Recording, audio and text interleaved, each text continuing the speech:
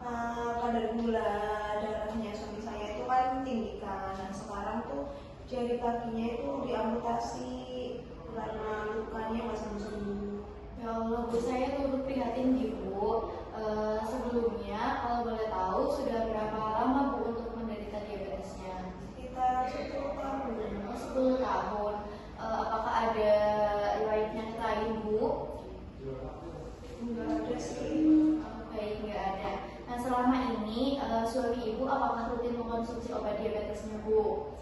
Nggak terlalu rutin mbak, kadang juga saya lupa nggak ngasih minum obatnya, kadang juga malah sengaja nggak minum karena badannya udah ngerasa sehat aja.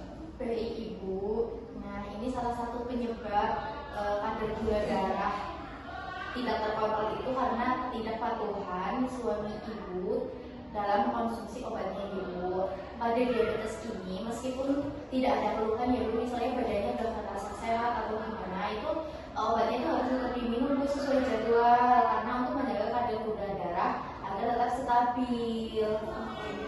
Jadi amputasinya itu karena kadar gula darahnya suami saya itu nggak terkontrol ya mbak? Iya betul sekali Ibu, kadar gula darah yang tinggi itu dapat merusak pembuluh darah dan saraf. Jadi itu akibatnya luka pada kaki yang suami Ibu alami itu kan jadi sulit sembuhnya dan dapat mengalami infeksi berat sehingga jadi itu memerlukan amputasi Bu.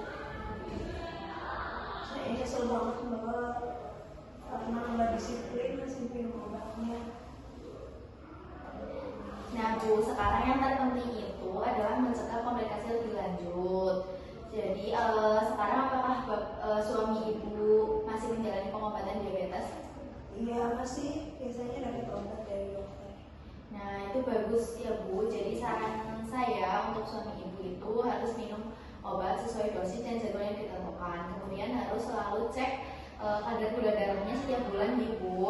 Menjaga pola makan dan membatasi makanan dan minuman tinggi gula. Melakukan aktivitas fisik sesuai kondisi kesehatan dan memeriksakan kaki setiap hari untuk melihat adanya luka, kemerahan dan infeksi.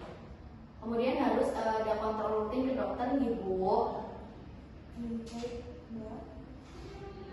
Jika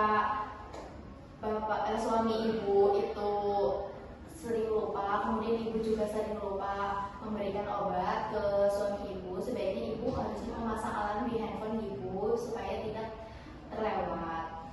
Terima kasih ya mbak, saya jadi paham sekarang.